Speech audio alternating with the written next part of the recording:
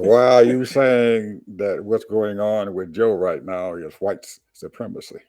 Yep, Why you say that? man. When you go over his budget, how much money that he's supporting black people and just people in general, because see, the one thing for sure is that 2070, what is it, 45 he wants to cut taxes, deregulate everything, and then cut on all these programs. Whereas Joe Biden wants to do the opposite. He wants to raise taxes for the multi rich, and he wants to provide more services for the people. Now, is that a good thing? Yes and no. Neither one of them works. So I don't have the answer really because it's too complicated. Because we have so many nonprofit organizations that's getting money to help people in need. And I was just looking at, one of my subject matters is volunteering. And according to statistics, according to what they say, over 60 million people volunteer, some form or another. But then still, you have 10 million people working for these nonprofit organizations. And they get anywhere between 1.5 to $2 trillion. That's from government grants and donations. So I'm thinking that the reason why these people, uh, when you're helping so many people out of things, um, everybody knows the different conditions, as far as that goes, so therefore they're helping people to live a better life and upgrade their life. However, if you look at 2025, for example, I'm looking at the HUD, 2025 HUD. Here's what they say. HUD promised ever greater public benefits in addition to HUD's program tend to perpetrate the notion of bureaucracy provided by housing as a basic life need, whether intentionally or not, fail to acknowledge that these public benefits too often have led to intergenerational poverty traps.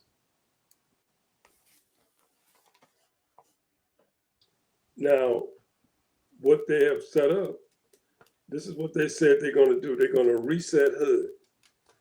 These efforts should specifically include a broad reversal of the Biden administration, persistent implementations of coercive, progressive ideologies across the department programs. They go on and put their agenda down, the mandate of leadership, and the conservative promise is they're going to reverse HUD's mission. In other words, they're going to have a whole new board of people, broad people coming in and take a lot of these programs out.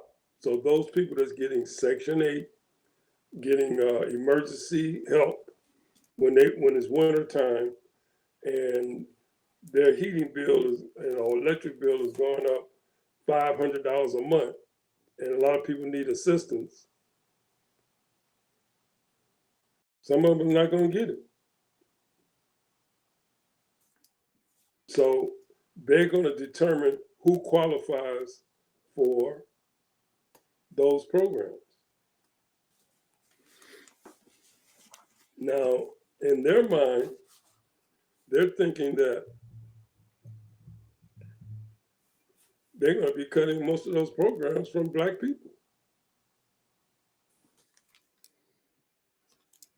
But we know in Utah, and we know in North Dakota, South Dakota, all of these, Idaho, Ohio, where they have 90% white, so-called white population, a lot of them they get all this assistance.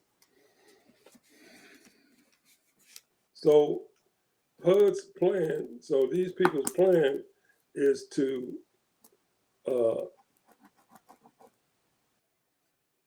cut things. Right now, that budget is $280 billion.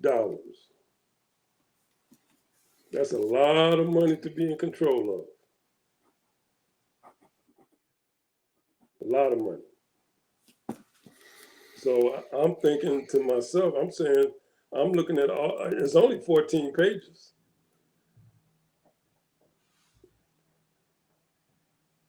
So they know the in and outs of where the money goes, who gets so much money. They get a bunch of money put into a bank account to help people and what have you.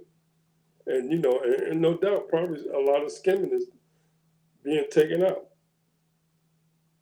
There's probably some fraudulent in different areas because they got, I don't know, I think I read it said they had like, I don't know how many offices, but they got almost 100 offices. I was just seeing, I can't find it now, but they got a bunch of offices all across the country where they have these people. And then a lot of these people have to have, they give out grants and what have you to these nonprofit organizations. And some of them get a yearly grant every year to help certain kinds of people. Whatever those kind of people that have HIV, AIDS, or people that have different things. They might have an alcoholic problem and unable to work. They might be disabled.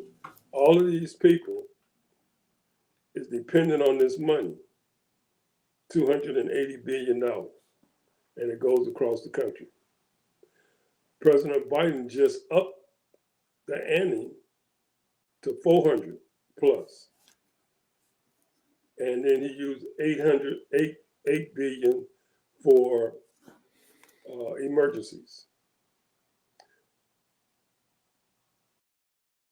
Now, I don't get it, yeah, there are people that depend on certain things every year after year, generational. That's true.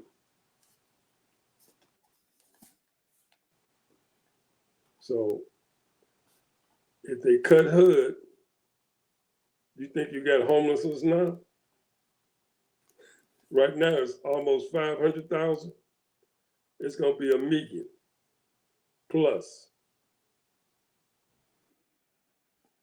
So these people talking about they're going to sit on the couch. And right now you're getting benefits. You're a disabled person. You need assistance. You might can only work part-time if you can work at all. And you're going to sit on the couch?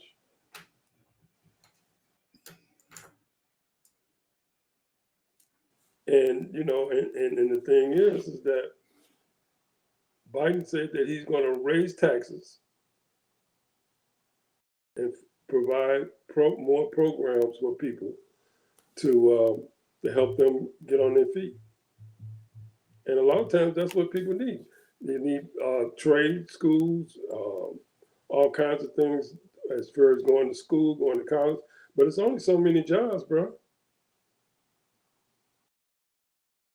So But he we have doesn't. a non-working class people.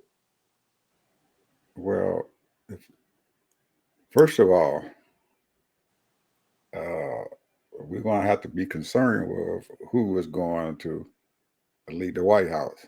Okay, so if we can't lead the White House, then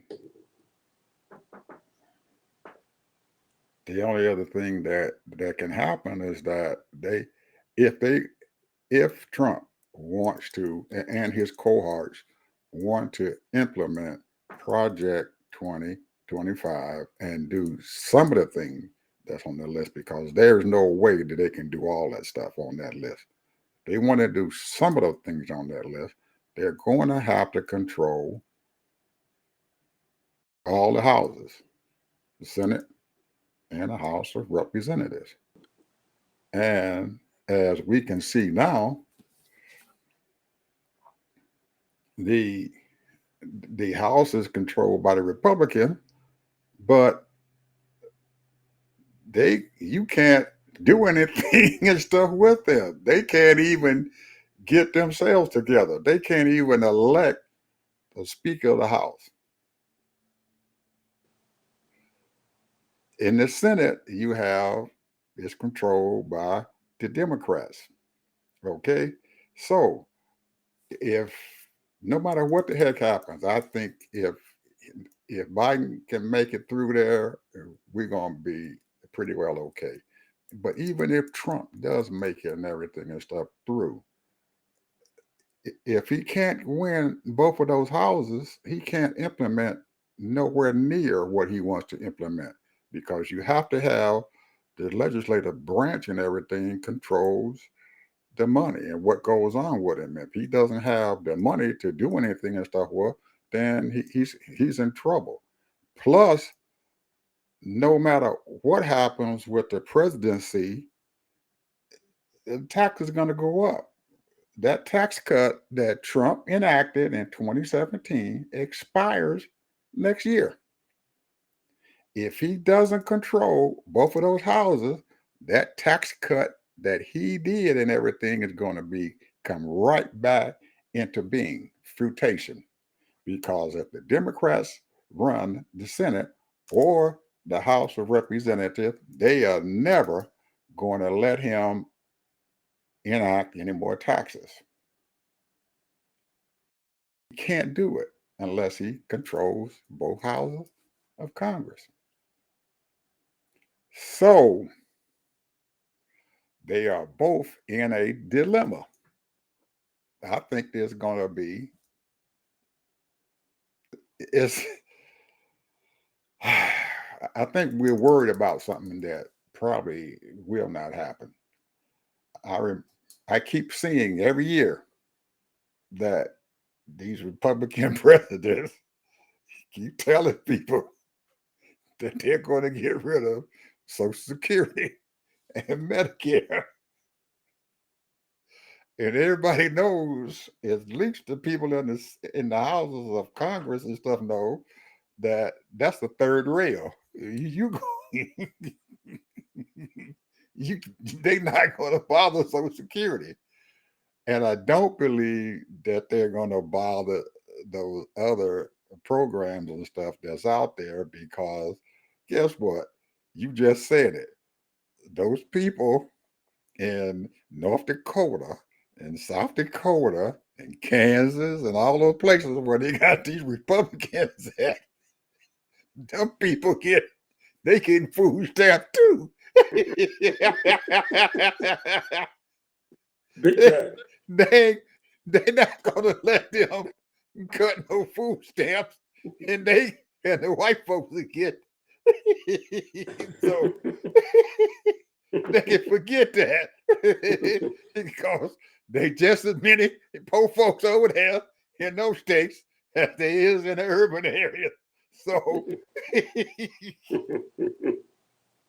they're not going to bother that. It can't happen, because there is no Republican in his right mind who's going to sit down there and cut food stamps, and half his people over there in Kansas or Oklahoma or whatever need the food stamps. That's just like they're not going to cut the farmer aid. Them farmers is not going to get their aid cut. They're going to get their money every year. And they're going to pass that stuff through Congress. So we are okay to be afraid of Project 2025, because if Trump does get in office, some of those things that they're talking about doing, he's probably going to get those things enacted. But a whole majority of those things and stuff, he's not going to be able to get enacted. It's not going to work. Let me give you a couple. They want to repeal the affirmatively furthering fair housing regulations. They want to repeal that, reinstitute under the Biden administration, and any other uses of special purpose credit authorities of further equity. They also want to eliminate the new housing supply fund. Mm-hmm. See, all of these things affect American people. Mm-hmm. This is a program that he initiated under the hood so that people that want a new housing, they get, they have that low income housing available for with well, not necessarily low interest rates, but he has a program where right now you can get up to $10,000 credit or housing benefits for a new housing, because right now they're demanding like 20% down. Mm-hmm.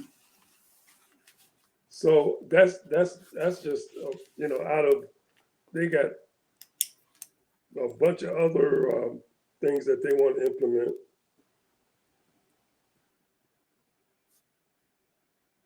Okay. They want to revise or eliminate so many things in the hood. That's the reason why I'm saying that these people cannot afford to be sitting on the couch. Mm-hmm. There are some people that do have rough times. Mm-hmm. So they go in and they go into maybe a Section 8 housing, but they want to do better. Mm-hmm. And those stories are all over the place. Mm-hmm. And they end up getting a hand up. And then they end up selling in, getting everything they need, the education, everything. And then they end up getting their own home and what have you. And to me, that's what America's all about. That's just like when you first started a job, you start at the bottom, entry level.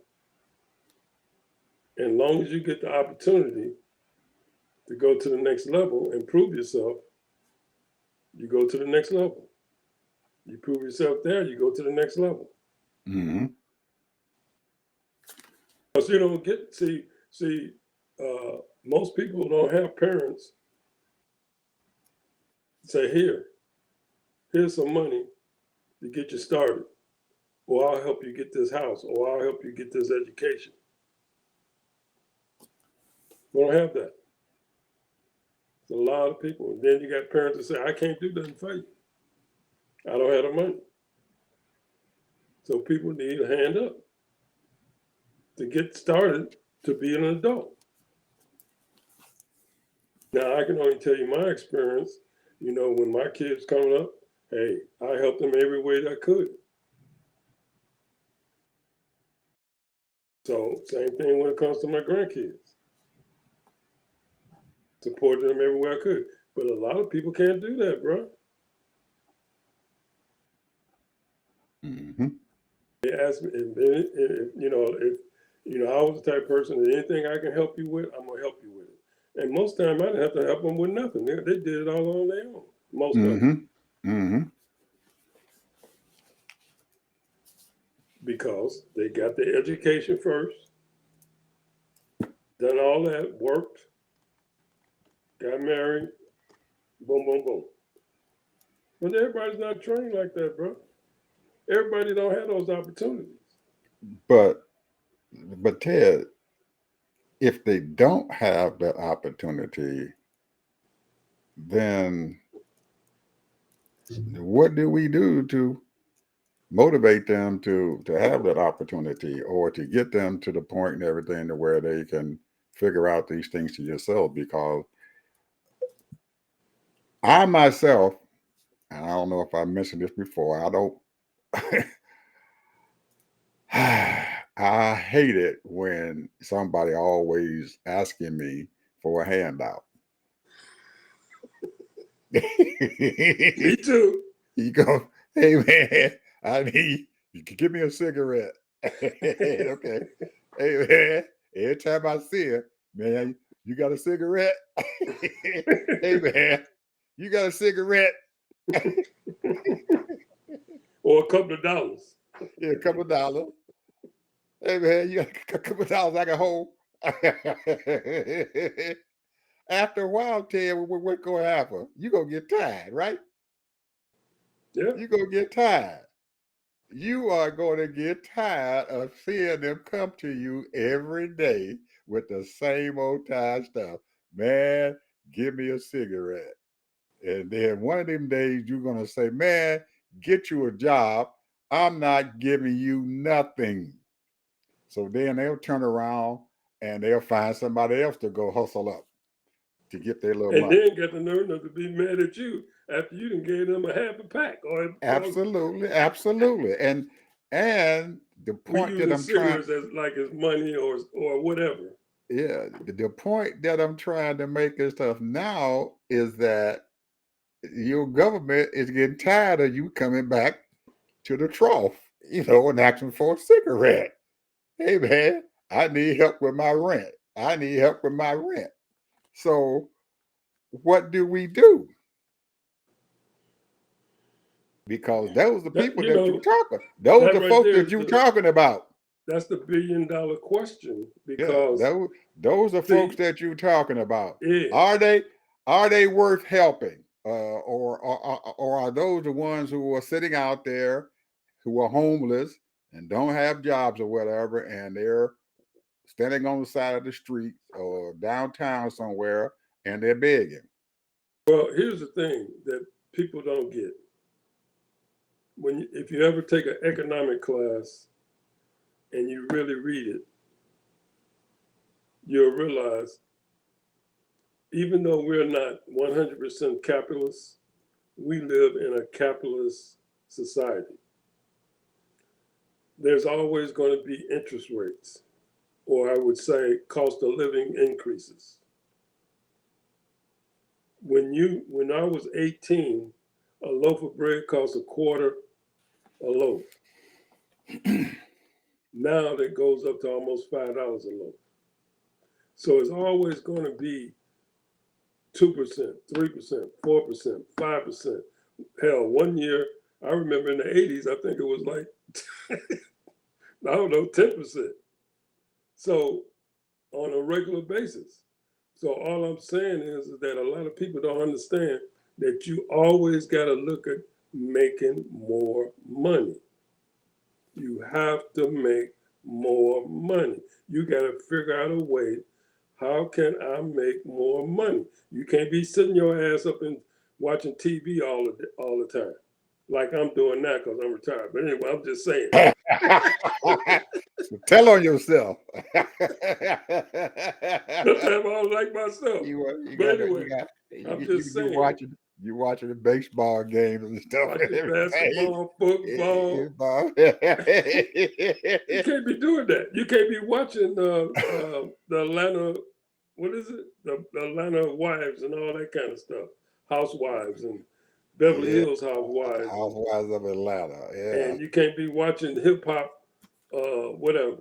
yeah. So all of this stuff, the thing is, you got to always be making money and figuring out a way to make money. That's Mm-hmm. everything is monetized. Everything.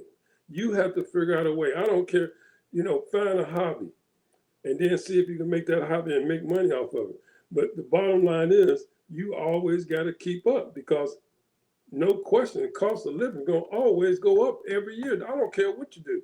You can complain about gas all you want. You can complain about the food going up all you want. You can complain about the rent going up all you want. You got to make more money because the people that's getting money from you, they looking to make more money out of you. Mm-hmm. You got to figure out a way to make more money so that now you can pay them and you got extra money. Mm-hmm. But if you sit around and you thinking that everything gonna be the same, well, and you budget your little money and say, well, I'll use this for example. I got $3,000 every month, coming in somewhere, and you think that Mm-hmm. $3,000 gonna be good 5 years from now? I'm sorry, it's not. You want to Mm-hmm. be making 4,000 now. So this is just the way it is. Now, these people, what they talking about is what you call a safety net. What they Mhm. talking about is anybody, anybody that's been in the programs and all these programs for year after year after year, your ass is gone. Well, and I'm here to tell you that some of that stuff they are not going to be able to enact because it's not going to happen.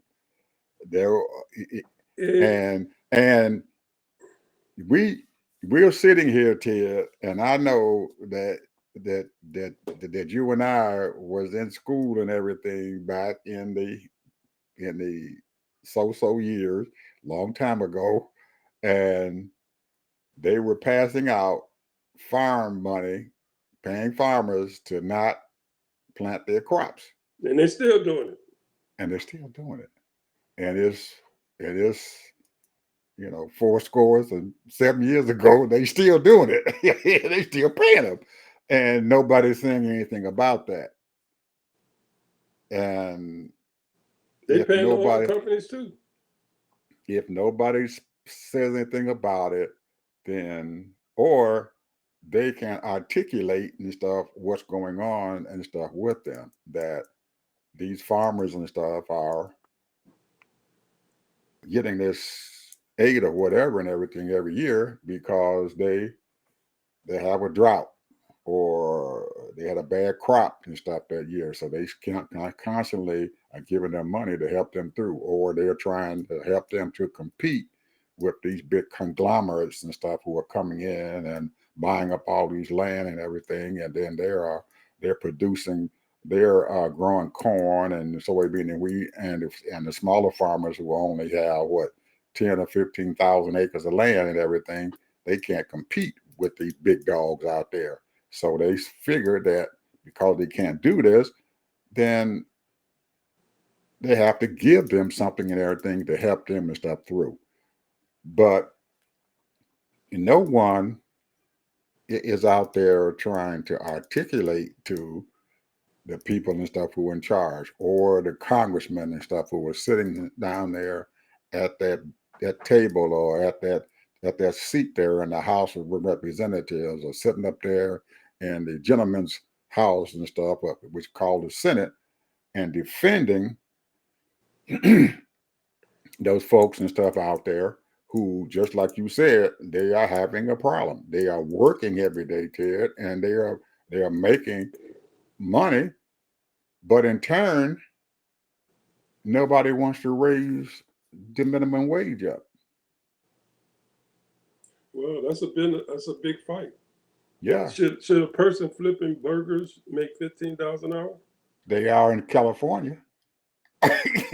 California said they gonna raise the rate up. They $15, $20 an hour now, minimum wage in the state of California. They raised the minimum wage up, but the federal government hasn't raised it up. What about So so what I'm saying to you is that yes, we have folks and stuff out there, and they need to work and they need to get this done. And they get to get that done, but you have a heck of a lot of folks out there, Ted, who are going to work every day, and they need their hand up, and they need to get the federal wage limit raised up. So because with the federal wage limit still sitting at $7 an hour, and these people will not raise up the minimum wage, then what do you expect them to do? So when you look nobody is sitting here? there. Nobody is sitting there in the House of Congress or out in local government and talking to your state representatives or your state senators and everything, and letting them know that just like California did, their state legislator raised their minimum wage up so their people can make enough money so they can have a living wage. Well, you can do that in the state Right. and federal, And the federal. but small businesses, a lot of them can't afford it. Who? Small businesses. Why can't they? Well, I can tell you because number one, I can give you a case study from the top of my head. Why can't they pay I just told you I a can give decent? you a case study right now Well, from the I'm top of my listening. head. Why can't they? Why can't they? Go ahead, Okay, tell me. all right. I mean, this is just a habit of what I do because when you working in banking, you talk to all kind of business people. I know how much money these people bring in their revenue every year. Let's say a tire service. They sell tires, fix flats, all of that. They might do Okay. some other things on the side, oil change, that kind of thing. That particular company might total revenue per year is about $2 million. Mm-hmm. Now they have to buy product, Go ahead. pay their employees. Go ahead. Not only now, when you pay their employees, you have to pay for their Social Security. You have to pay some of their Medicare. You have to pay for their vacation. You have to pay for their days off. All of these things with that $2 million revenue. But at the same time, you got to replenish your products that you're selling. Okay. So now You still haven't given me a reason why they can't raise up their wages. What I'm trying to tell you is that if I need 5 employees, but I can't afford but 3. Okay. If I'm gonna pay $20 an hour, but I need 5 because now I got people waiting in the hall and they leaving to get service Mm-hmm. because I don't have enough workers. Mm-hmm. That's an excuse. No, that ain't no excuse. Why can't they That's pay? a fact. Why can't they pay their employees I'm telling $15, you, it's a $20 an fact. hour? Why It's can't a they pay fact. them $15 an hour? I'm telling you, it's a fact. Kid, they doing it in Because California. They if paying I them pay them- $20. They paying $20 an hour in California, and the businesses haven't ran away. They still sitting there. They still got a business going on. Well, let me explain to you the difference between other parts of the state of the country. California, average 6 figures household income. And Average household income in so many states, other parts, might be 50,000, 55, 60,000. and the reason why it's not their way because nobody wants to raise the minimum wage. Raise the minimum wage. Well, the thing is, they're living in California. They're paying all kinds of money in California. They got $20. They're paying $20 an hour. So why can't the rest of the states do the same thing? We all in this country. We all in the U.S. of A. Pay these people. and Give them some money. Bro. Tell you. It don't work the same. You either gonna pay them through the wages, or your federal government gonna have to give them food stamps, gonna have to give them Section 8, gonna have to pay for their utilities.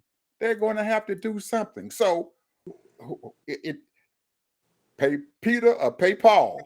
Well, let me ask you a question. Did you know that, I don't know so much now, but did you know that the military people that was married, they was getting food stamps? Probably. So I don't know what my daughter's calling me for. But anyway, go ahead. I'm sorry. Ring. Texas said, we got a show going on. We ain't got time to be. We got a show going on, man. You're interrupting my show. You know that. Anyway, it made me lose my train of thought now. But see, I can't understand and stuff, Ted, is that yes, and I'm gonna get back to whoever shouts the loudest gets the most. So why aren't we having people in the Congress shouting and saying, let's raise the minimum wage up? Because I can guarantee you, Ted, anybody who's got a business going on, whatever they make it, they can pay their employees more than $7 an hour. Man, they can give me at least $15 an hour and stuff now. Because the cost of living is going up for everybody, so they can raise their stuff up and give it to them. Because somebody's got to come there and work. They have to make a wage and everything so they can be able to be okay and live. And you have companies out there who pay their people a decent wage.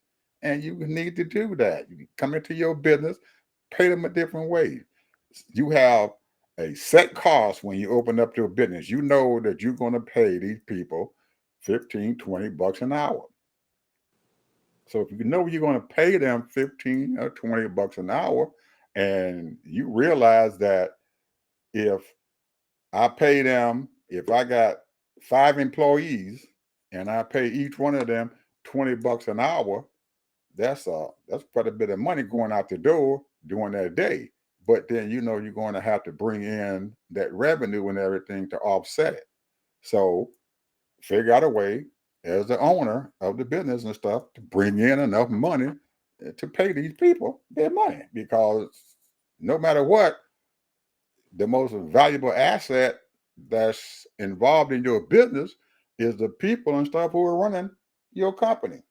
Well, I'm gonna switch gears on you. One of the reasons why these people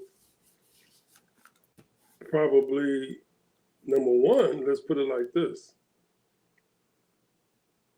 if you are in section housing, or low income housing, or 9 times out of 10 you can't afford transportation. You get back and forth to work. So that means either you call an Uber or a cab, or you try to catch the bus, whatever. So that's an expense that they can't afford, because here I am, I'm only making $8 an hour.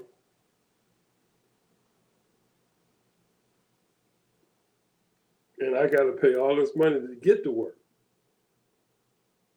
So I can stay home, get total free rent, work part-time, get food stamps, and still make $1,000 a month working part-time or thereabouts. And then get all these other benefits from the state or government. Mm-hmm. So that's the thing, we're talking expenses. When you have a job, you're talking expenses. Number one, you got to have, proper clothing, whatever, if it's a uniform or whatever it is. Then you got to have transportation. You working 8 hours, that means you got to have lunch before you go to work. You got to have that energy, so that means you got to have breakfast. That's an expense. All of these things is a factor. And so some of these people, when you don't have a hand up, it's tough out there, bro. Let me You let done me lost your way. You don't realize how tough it is let out me there. say something. Let me say something. Let me say something, man. Yeah, I was just saying to you that you got a business and stuff going on, and you want to pay your employees X amount of dollars, okay? And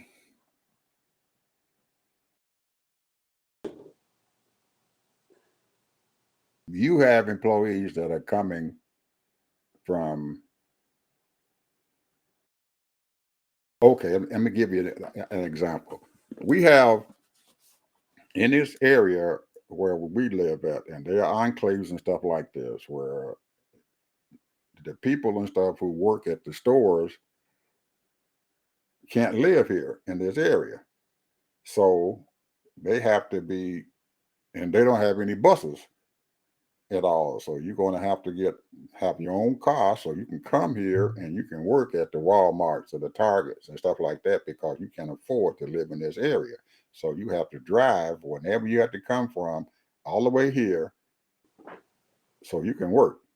Well, the businesses and stuff here in this area, they have to work together. I can look at the Walmart over there where we got, they pay their employees about $15 an hour now because they have to, bring them from a long distance over there. So they are finding out that a lot of the employees and stuff and everything, they can't afford to drive a car. So what Walmart did was they have a shuttle bus, and the shuttle bus went to the bus stops or the That's a train good stops, idea. wherever That's the train right. stop was at, and they took their employees there to the train stop, and then they brought the employees back to the store so they can get people to come there and work. Now, Walmart did that. They had an idea, said we got to get our employees here because the people in this area, they can't afford to work over there for $15 an hour when your your house note is $7,000 a month. Hey, they can't work at Walmart. They can't make the house note. So they can't live here. You can't be the house note. So they had to take people outside the area to come in and work. That's what they did. And you're finding other companies and stuff that probably did the same thing. They get a buddy system going on. Say, hey man, you drive your car, one day, 1 week, and you drive your car next week. You have to figure out a way, Ted, how to make a living, how your business can survive if you want to make some money. You have to be innovative. You can't just sit down there and say, well, I'm not going to raise the minimum wage up because the business cannot afford it.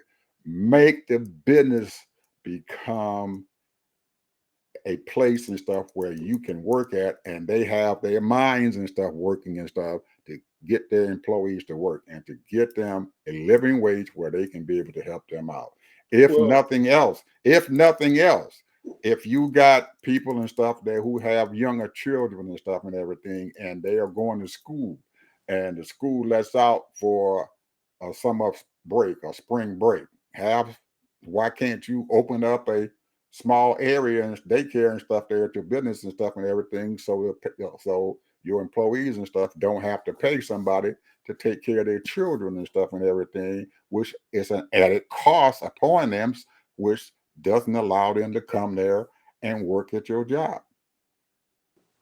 Become well, innovative. there are companies that do that, and some of Right, them I even have know it. And daycare. why can't the small business and stuff do it? The small business can do the same thing. Be innovative. Well, Think about, if you only have 5, 6 employees, then you still gonna have a little daycare center there, or have a little room there where the parents can bring the kids and stuff too, or whatever, because that's a cost that some of them cannot afford. Or help give them a stipend and stuff and everything to help them pay well, for their gas. one of the things that the other side, I'm gonna say the Republicans, the Democrats have been trying to set up, daycare for mothers, take Mm-hmm. care of their children, where Mm-hmm. they don't have to pay no more than 7% of Mm-hmm. their income to put their kids in daycare. Mm-hmm. Right now, the average daycare for, let's say, a child that's 2 years old, you're talking well over $1,500, if not more, a month. I know. And that's something that they can afford. So if you can reduce that cost and everything for them some kind of way, then your employee gonna be what? The first thing they're gonna be happy because you done found a way and everything to cut that $1,500 out of their budget. If you cut that $1,500 out of their budget, think of what your employees can buy for $1,500. Okay, we got to switch gears, man. You was going to talk about pharmaceuticals.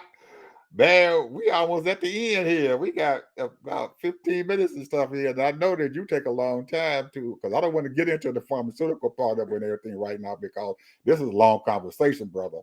A long conversation and stuff and everything, because I'm going to go back and start dealing with the history and stuff of prescription drugs. and why our country and stuff and everything charges 20 or 30 times more for the drugs and stuff 20 than or you 30 can get. times? Yeah, absolutely. Yeah. Before, let me give you an example. Before Biden enacted the law to where people can get insulin who had diabetes for $30 a month and everything for the insulin. Before he enacted that, the insulin was costing people $2,000 a month just to stay alive. So the insurance company absorbed some of it, but a lot of times these people were paying $400-$500 even after the insurance paid their portion for insulin.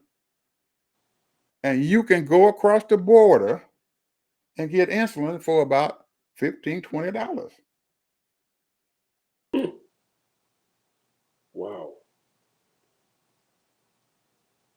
It's ridiculous, but that's what I'm saying. I don't want to get into it because it is an absolute mess out there for people and everything, and we're finding out that even with diabetes, because I brought that up because there are people in my family who are diabetics and everything, and we're finding out that we're looking at probably pretty close to 80, 100 million people and stuff who are diabetics and stuff now. And they have to have insulin. Some have to have insulin. And people who are type 1, they can't live without insulin. They have to have it every day. And people with type 2 and stuff don't have to have it every day. They may have to have it, but most of the time they don't have to have it because they can manage it and stuff through diet and exercise. Well, I hear the Democrats, and I've listened to speeches, and they want free health care or Medicare for all. Mm-hmm. I don't know if it's going to be free or not. Maybe you might have to pay $100 a month or whatever. I don't know. For everybody, Mm-hmm. you reach a certain age, you can get Medicare. Mm-hmm. But Now, you remember when our president, the big O, decided to enact a health care reform. Them Republicans beat him to death. And everybody around, they call them death squads and all this other stuff. And when the Republicans got into power, they kept telling folks, we're going to repeal the Affordable Care Act. Well, when the folks who were sitting out there biting off their nose because they didn't know what the heck to do and everything because that was the best thing and stuff for them, but they were fighting against their own well-being. Now that it has become the law and people are getting it and everything, you can't make these Republicans give it up. Every time they come in there, and that's one of Trump's thing, we're going to get rid of the Affordable Care Act. That's the third rail again now. He can't bother the Affordable Care Act. You can say what you want to say, but they ain't bothering it. And then now the other states in the South, out of the 23 states who didn't enact the Affordable Care Act, they slowly but surely allowing that stuff to happen. Even here in Georgia,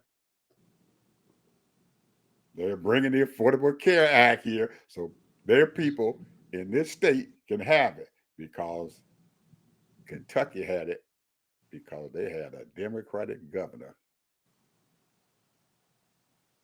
And them, I ain't gonna call them the name I get ready to call them, but them hillbillies and stuff, once they got it, they fought him like all get out, but once they didn't got they it, call it something else? They called it something else. yeah, They gave it another name. Obamacare. They called it something. No, they called it something else.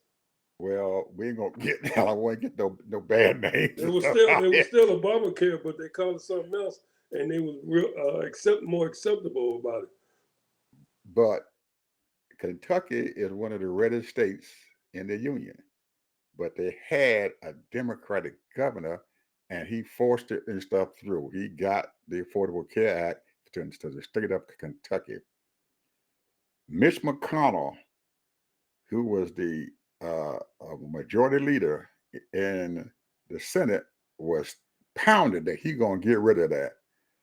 And when he got back to Kentucky, when he said he was going to do that, and they got a Republican governor came in and said that he was going to change the stuff, the law and stuff, and get rid of the Affordable Care Act.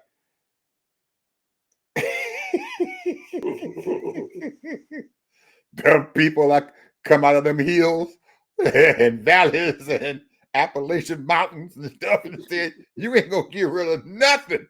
Because they started getting teethers. They get their teeth fixed.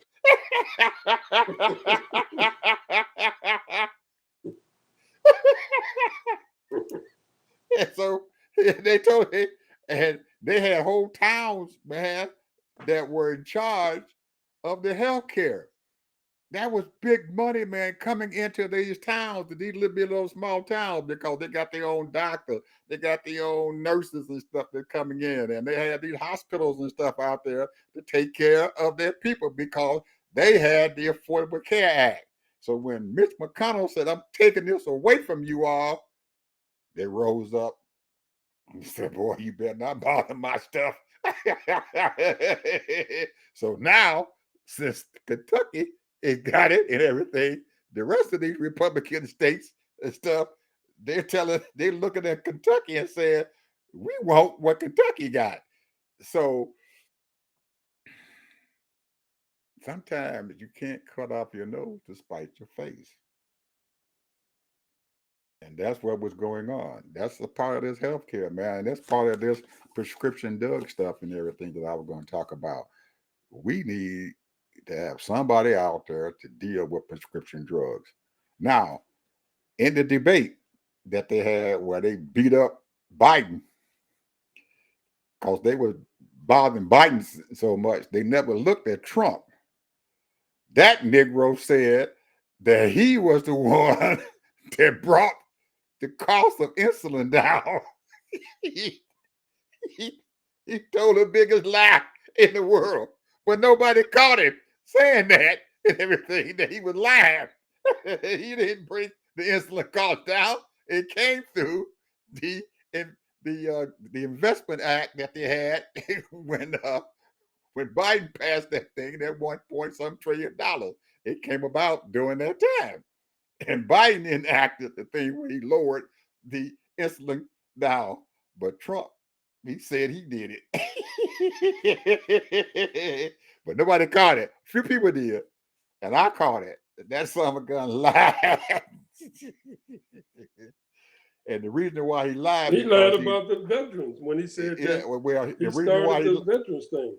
Yeah, well, the reason why he lied about the insulin, because he got so many constituents out there who are MAGA folks and everything who got diabetes that he had to say something about it, that he did it.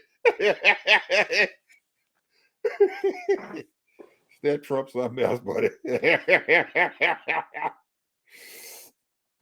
Man, I don't know. But Ted, like I said before, you got to know your enemy, and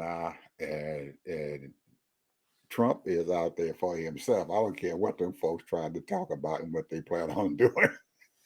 If it doesn't put money in the Donald pocket, it ain't gonna get done when he get to be the president. These people, man, they're lost. They are lost. And that was another point that I was going to try to make, Ted. Most of these folks and stuff out there who are sitting up there in Congress who are Republicans, and they've been there for years and years and years and years. And most of them got there because they had friends and they helped them to get into Congress. And most of them have no resume behind them at all. They're ignorant. To say the least, they're ignorant. So those are the people that we're dealing with there in the Congress. So I'm saying to you that, and the people out there, that these aren't very smart folks and stuff that we're dealing with here. They aren't very smart at all. And there's always going to be a way around them, no matter what. What's your final word, Tim? We got 5 minutes. Well, the only thing I can say is that if you're on the couch and you decide not to vote, shame on you. Because what about your volunteers? Well, the reason why I want to talk about volunteers is it costs money to be a volunteer. What? It costs money. What kind of money it costs to be a volunteer? Well, it costs gas money. And depending on what type of volunteering that you do, sometimes you have to come out of your pocket. So like if you're helping kids and you see these poor kids ain't got no lunch, they're going to be hungry. Mm-hmm. So you got to spend money to feed them. Or if I volunteered, like a lot of different places, through the years, basketball, radio stations, Boys and Girls Club, had my own basketball team, stuff like that at church and stuff like that.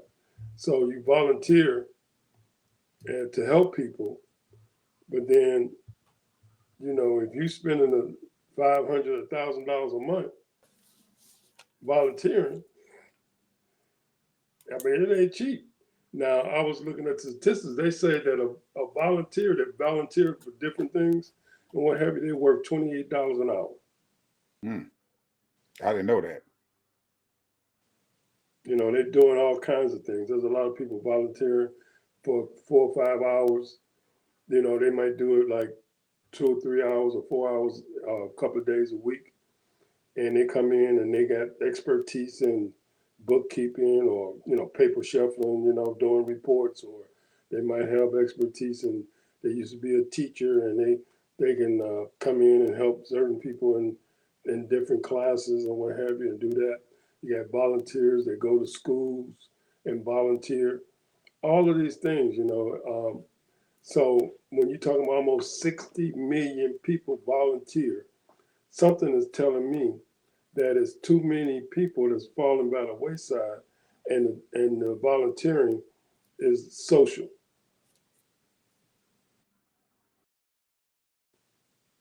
It's social. Mm-hmm. You meet new people and you're having fun.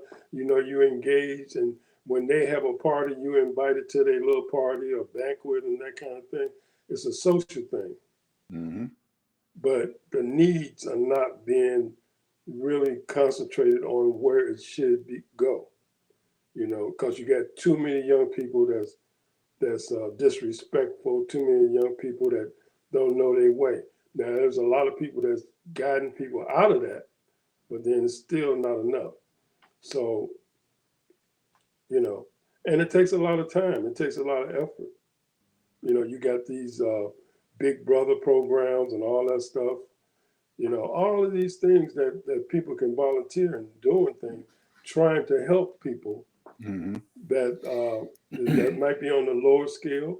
And then there are people that volunteer on the higher scale.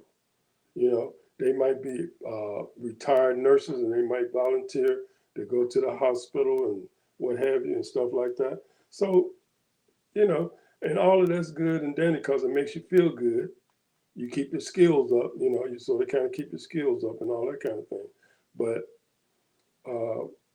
when you got all of these nonprofit organizations and, a lot of them are political. Ted, there's something that just flashed through on my message board and stuff here. Somebody shot at Trump. What? Somebody shot at Trump. It just popped across my screen. It's on TV now. It's on TV now. Yeah, he was in Pennsylvania, and somebody had a shooting there in Pennsylvania. It just popped across my screen up here because I got my messages and stuff pop across my screen every now and then on my computer screen, and it just popped across there, breaking news and stuff. Somebody shot at him. We're in trouble. Yeah, We're in trouble. Now they can go and start shooting people, not shooting at people. somebody shot at him. So, hey, y'all, you all heard it on our show. Somebody shot at him. I don't know what happened, but it popped across my screen here right quick. They said they had one. It said that one of the spectators got killed. He got killed? One of the spectators in the where he was at in Pennsylvania got killed. What? Yeah.